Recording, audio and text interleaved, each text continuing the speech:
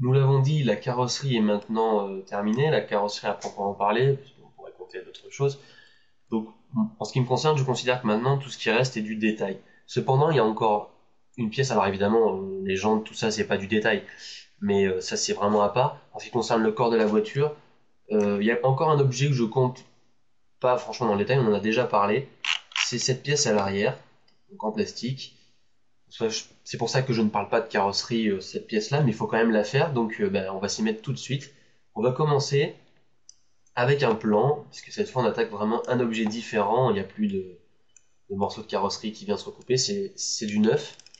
Donc ici dans les segments de largeur et hauteur, on met un, alors lequel est à 2. Je vois rien. Voilà, c'est sur segment de largeur, vous mettez 1, sur segment de hauteur, vous mettez 2. On édite, on supprime ce polygone et on peut y aller. Donc, ce qu'on va faire, c'est qu'on va déjà mettre en vue arrière, en hauteur, à peu près nos arêtes. Donc, ça donne à peu près ça. On va voir en vue de côté ce que ça donne. Donc, ça vient à peu près ici, à peu près là. On va dire que ça suit. Alors, c'est bizarre parce que ici, ça vient à cette hauteur et là, j'ai l'impression que ça part beaucoup plus bas. Non, je dis une bêtise, c'est parce qu'il y a ces retours sur le côté, donc si on suit un peu la courbure, ouais, ça devrait être à peu près là, c'est vraiment chipoté. Bon, c'est par là. On verra un petit peu comment ça se goupille par la suite. On va maintenant avancer ces points comme ceci, déjà, et on va rajouter dès maintenant des arêtes. Donc on prend cette arête sur le bord, on fait D pour l'extrusion à 0,1.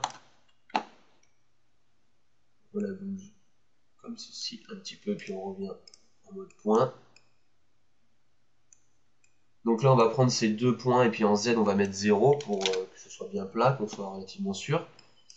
Et on va reculer les points concernés. Celui-là. Alors là, par contre, c'est bizarre parce que là, il est vraiment bas. On va remonter. On va pas se fier à ce rebord-là. On va revenir et suivre le bas de notre pare-choc arrière plutôt. Et ici, ce qu'on a oublié de faire, c'est que ce point-là est plus en arrière comme ceci. Celui-ci est par là. Et bon, lui, il est pas bon puisqu'il va falloir travailler ici, mais on va l'avancer comme ceci, à peu près au hasard. Donc maintenant, ce qu'on va faire, on va rajouter une ligne en gros comme ceci, donc qui vient toucher à peu près le haut de cette ouverture là, et en bas ici sur cette arête. Approximativement, on les place parce qu'on n'a pas vraiment de vision sur ce que l'on fait sur cet objet. Il va falloir vraiment se fier à la photo de référence qu'on a et que je pourrais ressortir par la suite. Donc maintenant, on va rajouter au moins une ligne pour la définition ici, pour être bien sûr de ce qu'on fait. On va ramener ce point un petit peu comme ceci. Et maintenant, on va tailler ce morceau-là un petit peu, cette pièce, ce point, en fait, on va le ramener en arrière, puisqu'on voit qu'il est au même niveau que celui-ci. Et ce morceau-là, par contre, on va le ramener un petit peu par là, ainsi que celui-ci pour définir l'arrondi. Maintenant, on va pouvoir s'occuper de cette partie plus en détail. Donc, on va tailler un petit peu méchamment comme on fait d'habitude. On va faire comme ça pour commencer. Et là, on va suivre, ça se passe ici, vous voyez, cette ligne-là. Donc, on vient se recaler. Vous voyez que là, je bouge ce point parce que l'arête qui est là, elle doit suivre cette ligne. Tout à l'heure, on était comme ceci, donc on va revenir un petit peu par là pour redéfinir. Et ce point-là va venir ici. Maintenant, on va pouvoir continuer à faire un peu n'importe quoi dans nos polygones, en rajoutant cette ligne ici qui va venir définir celle-ci sur le plan. Donc, on bouge les points, on vient replacer. Voilà, un petit peu comme ça pour donner quand même l'aspect d'épaisseur. Et ce point-là qui du coup vient plus bas, et va venir en arrière, se passer avec l'autre. On va pouvoir du coup commencer à arranger tout ça. Donc on va déjà faire cette chose-là. Et ce qu'on va faire, c'est que ces points-là, pour le moment, eh bien, on va les remonter auprès des autres, parce que là, on a un beau triangle. On va pas rajouter une ligne comme ceci, vous voyez. Là, pour le moment, on va plutôt les remonter pour que ce soit plus simple. Donc, glissement, clic droit glissement et puis contrôle, comme d'habitude. On peut venir replacer un petit peu ces deux points qu'on a créés tout à l'heure, qui pas terrible. Voilà, ça va un petit peu plus comme ça. Ça, éventuellement, on peut le remonter légèrement pour coller un peu ici. Et on a une forme déjà très globale de notre objet. On va pouvoir y aller plus précisément. Alors, on va rajouter en mode boucle, avec le couteau, une ligne comme ceci, à peu près au milieu. Donc, ça va nous permettre de venir un petit peu mieux définir ce qui se passe ici. Puis ben, on en profite pour arrondir un petit peu là également. Et ici, c'est l'inverse. Voilà, c'est vraiment léger. Ici, on remet un petit peu d'arrondi. Et on va rajouter une ligne ici en bas pour venir définir comme ceci notre arrondi qui manque un petit peu de résolution. Ici, bah, comme d'habitude. Alors là, on est d'accord qu'on ne suit pas bien l'angle. Et c'est pas grave. Par contre, ici, ça m'inquiète un petit peu plus. Voilà, c'est ces points-là qu'on n'a pas changé. Je me demandais ce qui se passait, c'est qu'on a cette ligne-là, vous voyez, noire, qui n'était pas suivie du tout. Donc, on va arranger ça tout de suite. En replaçant. Et ce qu'on va faire, c'est qu'on va pas se gêner. On va prendre ce point et venir le mettre un petit peu plus par là. Vous voyez que l'arrondi se situe bien dans cette zone. Donc, on va y aller avec le point. Et du coup, on a ce point qui est très en arrière. On va ramener un petit peu par là et remonter. Et du coup, ben, on suit mieux la ligne de tout à l'heure. Voilà. On voit que ça sort hein, par rapport à notre carrosserie, mais c'est pas grave, c'est prévu pour être comme ça. On va rabaisser un petit peu pour pas trop, parce qu'on a bien dévié par rapport à ce plan ici. Donc c'est déjà pas mal, on va remettre un petit peu ce point par ici, puisqu'on va maintenant creuser notre ouverture. Et pour ce faire, on va faire un outil qu'on n'a pas encore utilisé, je crois, qui est l'extrusion interne, donc I en raccourci, juste en dessous de l'extrusion dans le menu clic droit. Et lorsqu'on clique pour se glisser, vous voyez, ça vient à l'intérieur. Et comme on est sur une symétrie, on va prendre ces deux polygones ici, on les supprime. Je supprime ce petit point en plus qui était relié avec un polygone. On prend nos bords, on met taille à 0 en Z et on replace sur 0 comme on fait d'habitude. Du coup, on peut prendre ces polygones, les tirer un petit peu en arrière pour faire une pseudo épaisseur, pas trop même, voilà, comme ceci. On supprime cela en refaisant le coup du 0. On supprime les polygones arrière. Et on a déjà une bonne base pour l'objet puisque ces ailerons là vont être faits ensuite. D'ailleurs, je suis en train de réfléchir à quelque chose. Vous voyez, je me perds dans mes plans parfois, dans les blueprints. Je suis en train de me dire qu'en fait, la ligne qui est là, ben non, c'est peut-être pas un aileron parce que je me demande, vous voyez, on est d'accord que là, ça suit pas notre carrosserie. Je me dis pourquoi pas. Et là, les ailerons, est-ce que ce serait pas cette ligne? Mais en fait, j'ai l'impression que non, parce que ça redescend. Je ressors notre image de référence. Non, c'est bien ça. Il y a l'air d'avoir il y a une ombre ici, donc c'est que cette pièce est bien par-dessus. Donc autant pour moi, je me perds dans mes pensées. Donc ce qu'on va faire maintenant, c'est qu'on va, avant de faire épaisseur et tout ce genre de choses, on va prendre notre plan et on va l'appeler, je sais pas, plastique tout simplement. Je sais pas trop comment appeler ça. Donc plastique à l'arrière. Du coup voilà, maintenant on est en symétrie. On va pouvoir activer notre NURBS, voir ce que ça donne. Et on va anticiper notre épaisseur. Parce que si vous regardez bien, sur notre image de référence ici, on a un rebord, vous voyez, bien marqué. Donc on va le préparer. Pour ce faire, on va prendre nos points du bord et les rabattre un brin, comme ceci, vers l'intérieur, pour laisser la place à notre épaisseur qui se situe un petit peu plus haut. On va prendre ces arêtes-là, pas tout le tour, hein, juste celle-ci, là où est l'épaisseur la plus marquée, on fait D et on tire vers l'extérieur. On voit ici que c'est parti un petit peu à l'intérieur, donc on remet.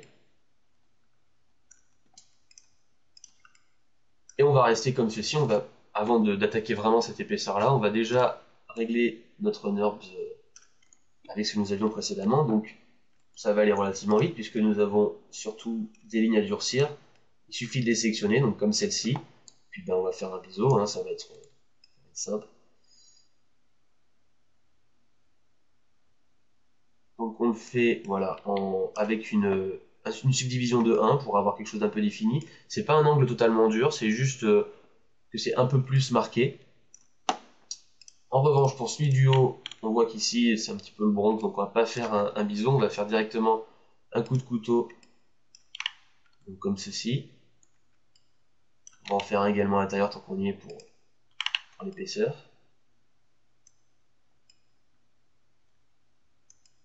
Et on va laisser comme ça. Juste ce qu'on va faire pour éviter, parce que vous voyez, il y a un bon pincement ici, c'est qu'on va rajouter, en fait, on va venir enlever un polygone, on va voir si ça améliore, parce que regardez bien, je vous le remonte, moi ça me paraît évident, c'est que là ça pince un petit peu bizarrement, c'est pas très beau. Là au passage on voit que sur le Z on n'est pas bon, voilà. Donc le pincement il se situe ici, vous voyez c'est un petit peu c'est pas terrible ce qui se passe en termes de topologie, donc on va venir tester quelque chose, on va rabattre la ligne de polygone ici, donc j'ai rajouté une ligne comme ceci, et je viens faire glisser cette ligne, et là vous voyez que c'est un petit peu plus arrondi, c'est plus propre, donc c'est mieux bien entendu.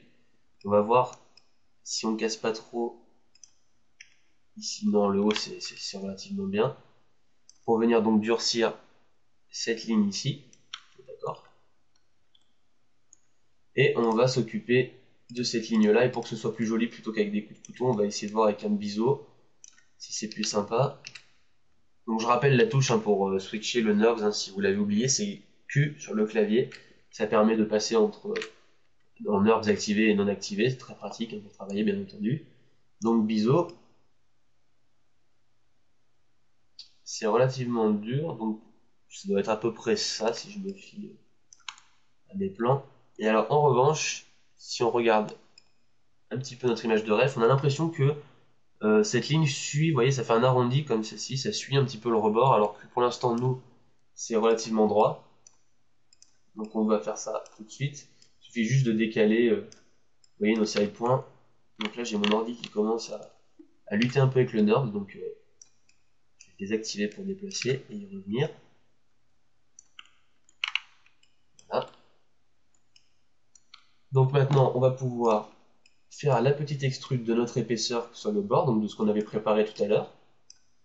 Maintenant qu'on a déjà nos points, nos lignes en place, etc. Donc on fait D, on extrude hop, vers l'extérieur, un petit peu comme ceci. Alors, quand on fait une extrusion, je ne sais plus si on a déjà eu le cas, en bordure comme ça, on n'oublie pas de supprimer le polygone qui s'est créé à l'intérieur, tout en remettant évidemment ensuite sur 0. Ce qu'on va faire, c'est que maintenant, comme l'épaisseur est relativement dure, en fin de compte, on va rajouter ça, une ligne de polygone ici, une ligne ici, d'arête, pardon, pour venir durcir.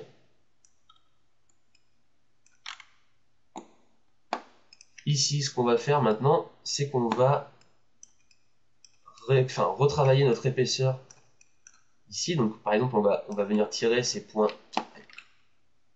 en arrière, je vais le mettre comme ceci, pour venir retravailler, parce que regardez bien, si ici j'active, vous voyez que notre épaisseur elle s'arrête là, et c'est disgracieux, il faut que ça vienne passer derrière la carrosserie, et qu'en haut également ça ait un petit peu d'épaisseur pour venir ensuite, plus tard dans la vidéo, on viendra poser une grille, comme sur la vraie voiture bien entendu. Donc on vient poser comme ça, ici en X je vais mettre 0 pour que ce soit un peu clean, et maintenant ici, eh ben, je vais relever mes points sur Y simplement pour venir passer derrière la carrosserie, que ça fasse une continuité. Donc là, je vais aussi reculer en Z Je vais me replacer un petit peu parce que je viens manger directement dans la carrosserie, c'est pas bon. Je galère un peu. S pour bien me caler. Je viens prendre ce point ici qui est un peu trop haut et je vais essayer de venir arranger, vous voyez, de le baisser pour que on reste voilà, aligné par rapport à la carrosserie. C'est très léger, voilà, on voit que ça suit. Maintenant, si je réactive, avec l'arrondi, c'est plus trop ça, donc je viens recaler légèrement, toujours sans empiéter. Et en bas, je crois que ça n'a pas été arrangé. Donc on va récupérer les deux directement, remonter. Là, ça mange dans la carrosserie, vous voyez que ça passe à travers, mais bon, là, c'est moins grave parce que c'est à l'intérieur, ça ne se voit plus. Et voilà, on a le gros morceau de la pièce qui est fait. Ce qu'on va rajouter maintenant, c'est ces espèces d'ailerons qu'on a vu sur l'image tout à l'heure. Et puis pour faire ça, en fait, on va simplement partir directement de notre pièce. C'est-à-dire que je vais là dupliquer ici, donc CTRL, cliquer, glisser. Je cache l'autre. Et dans la vue ici, je vais venir couper déjà une ligne comme ceci. Une ligne comme ceci. Oups, j'ai mal cliqué, je recommence. Une ligne comme ceci. Donc je maintiens Shift pour avoir quelque chose de droit. Si vous voyez que si je bouge librement, ça fait l'angle que je veux. Si je fais Shift, je fais une ligne droite. On va venir supprimer les polygones. Ah, alors, le couteau. La petite option ici, limiter aux polygones visibles. Je la décoche parce que tous les polygones qui sont en dessous n'ont pas été vus sur la vue de côté et donc ça n'a pas été coupé. Je recommence. On supprime le polygone comme prévu. En fait, l'intérêt, bon, et peut-être que ce que je suis en train de faire, c'est que il faut que la base de nos ailerons ait la même courbure que notre pièce principale. Donc, on va garder ces trois polygones qui sont exactement ceux de tout à l'heure, qui ont la bonne courbure. Et maintenant, on va simplement venir taillader dedans, ni plus ni moins. Donc, en mode boucle, je vais venir ici. Alors, vous voyez qu'il y a toujours un espèce de petit magnétisme. Je crois que je sais même plus comment ça se désactive. Donc, des fois, pour l'éviter, il suffit de zoomer et on est un peu plus libre de ces mouvements. On va venir couper ici et ici. Et maintenant, on va avoir le polygone comme cela. Oups, je suis un peu loin. Qui sont donc la base. Oups, j'en ai coupé un de trop, je crois en haut. CTRL Z. Non, c'est juste que j'avais oublié celui-là. Donc, on vient enlever, je recommence, puisque je vous dis des bêtises encore une fois. Voilà, je viens enlever ça, je reste avec mes polygones de base. Un petit coup de NURBS sans remettre la pièce derrière pour voir les arrondis. On voit que c'est un peu beaucoup ici, et surtout en bas. Donc on va venir un petit peu redurcir en rajoutant une ligne en haut, en bas. En haut, on va dire que ça passe à peu près, pas la peine de venir. Et ce qu'on va faire, comme je remets l'image de ref, vous voyez qu'il y a un petit rebord et qu'ensuite il y a l'aileron. Eh bien, on va faire I pour faire extrusion interne, ce qu'on a vu tout à l'heure. On vient donc créer quelque chose comme ceci. Et ensuite D vers l'extérieur pour notre aileron. Et à partir de là, je passe en mode point, je vois qu'il y en a plein, donc clic droit, optimiser. Ça c'est fait.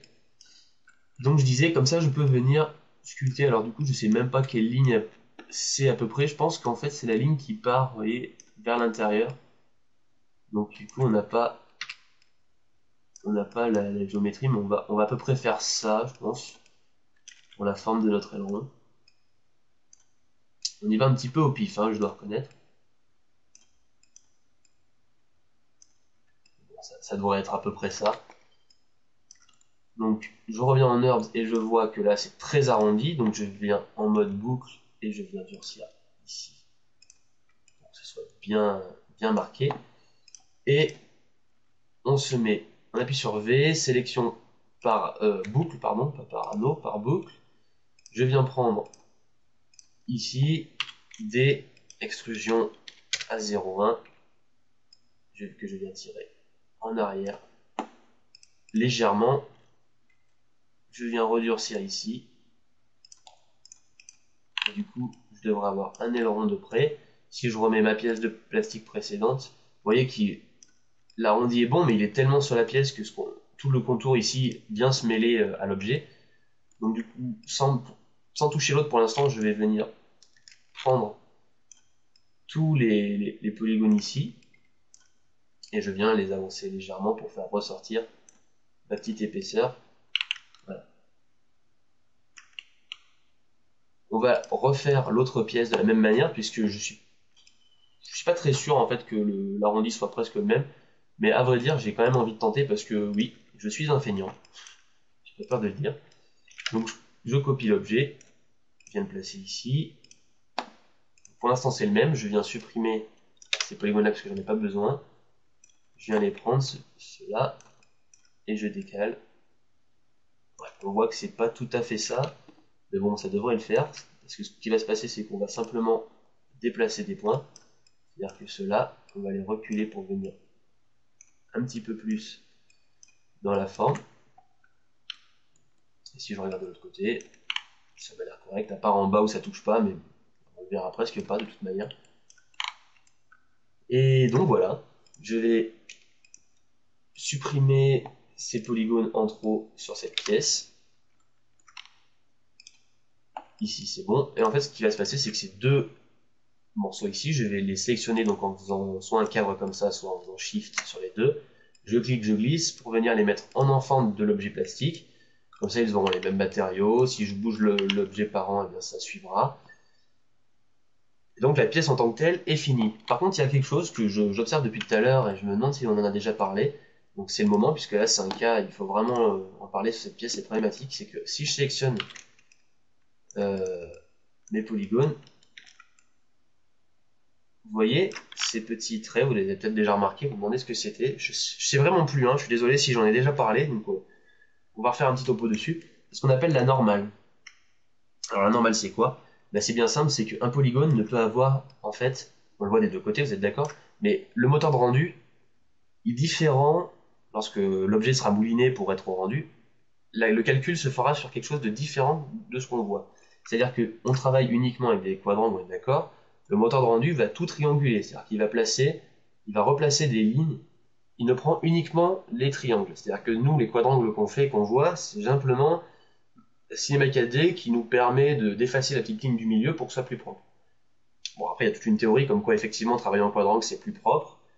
C'est vraiment la chose, mais il ne faut pas oublier que ça triangule. Et donc, l'autre chose, c'est qu'un polygone ne peut avoir qu'un seul côté. C'est-à-dire que le moteur de rendu n'affichera qu'un côté. Il y a des techniques pour avoir les deux, mais la vérité d'un moteur de rendu, c'est qu'il n'y en a qu'un seul. Et le vrai côté, il est symbolisé tout simplement par cette petite flèche. Et on se rend compte qu'elle est à l'intérieur. Ça veut dire quoi? Ça veut dire que pour que ce soit correct, il faudrait que toutes nos petites flèches pointent vers l'extérieur, vers là où le rendu se fera, où la surface sera visible. Donc pour ce faire, comme ils sont tous à l'intérieur, je crois, c'est ça, et bien on les prend tous, donc CTRL A, on fait clic droit, on fait inverser les normales, ici. Et je lâche, et tout est à l'intérieur. Ça devrait être la même chose pour ces pièces-là. Si je fais inverser, regardez, il ne faut pas se fier, par exemple ici, on pourrait dire, oui mais là ça sort. Mais en fait, si vous zoomez, ça sort pas. C'est juste que, vous voyez le point d'ancrage de notre petite flèche, et si on dézoome, ce qu'on voit de cette flèche, c'est en fait la face de l'autre côté qui est relativement proche. Bon, on inverse cet objet, on inverse sur celui-là, on le refera sur la voiture en général pour plus tard, mais a priori, je crois que sur la voiture, c'est relativement bon. Parce qu'on est parti d'un plan ici qui est relativement sale. Et alors, puisqu'on y est, on va aborder la chose, c'est que là, c'est la belle vie, on a des normales qui sont toutes du même côté, donc il suffit de les inverser, mais admettons que je prenne ces polygones, je fasse inverser, ça arrive d'avoir des normales d'un côté et d'autres à l'intérieur. Il suffit de prendre tout son objet, donc CTRL A comme d'habitude, et de faire aligner les normales. Et là, il va vous les aligner. Donc, normalement, si j'ai bien compris, il regarde en moyenne où sont les normales et bien les placer. Donc du coup, il se pourrait que tout aille à l'intérieur, il suffit de refaire un petit inversé et on est bon. D'ailleurs, tant qu'on y est, ce qu'on va faire, je vous invite, on dévie un petit peu sur la simple modélisation de notre objet, on va faire rapidement un petit topo. Et regardez, on voit que là, c'est bien placé. Là aussi. Donc, est-ce que c'est vraiment nécessaire d'aller plus loin? Vraiment, toutes nos pièces sont bonnes. C'est-à-dire de visu, comme ça, c'est bon, on va peut-être pas non plus s'embêter la vie à faire un inversé ou un aligné. On va se fier à peu près à ça. Et du coup, on a modélisé notre pièce arrière, qui est ici. Et je vous propose, pour la prochaine étape, on va s'attaquer à un gros morceau, très important pour la voiture, qui sont les jantes. Et on va avoir de nouvelles méthodes de modélisation, puisque, je vous montre, on est d'accord que c'est circulaire, c'est toujours la même forme, donc on va travailler uniquement sur une partie, voir comment on va faire une symétrie, redupliquer tout autour, pour se faciliter la tâche. Voilà. À tout de suite.